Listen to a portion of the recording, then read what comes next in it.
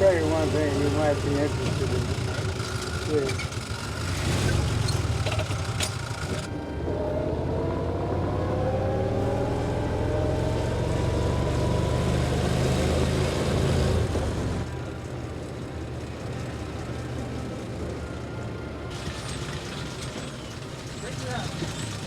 I'm rolling.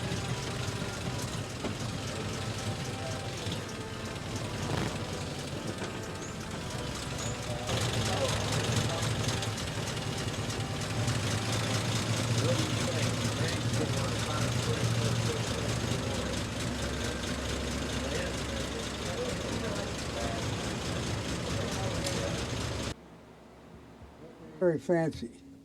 And then, of course, it goes back, it's on a spring, and it goes back in here.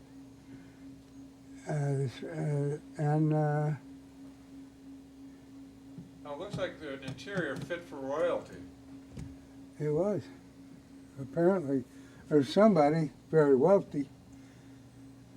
And see, all these windows work exactly the same way.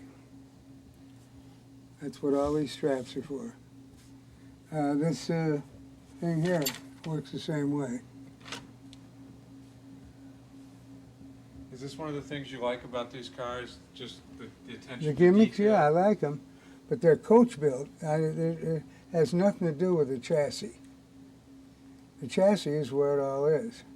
And the coach builders who made these, they've just been making coaches for royalty and wealthy They people? make them for royalty. They made them for very wealthy people, or for anybody that ordered them, and they would tell them exactly how they wanted it, and that's the way they got them.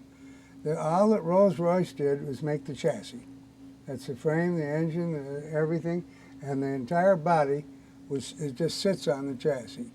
That's why so many of the early Rolls-Royces, 1907, 8, and 9, had, by about 1910, a 1907 would have had 2 or 3 bodies, because they wanted to update the looks of the car, but the chassis was still just as sturdy as it ever was.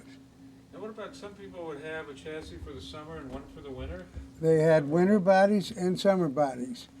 And oftentimes, you'll see that in if you see a barn, it's got a little V-shaped thing looking out on top.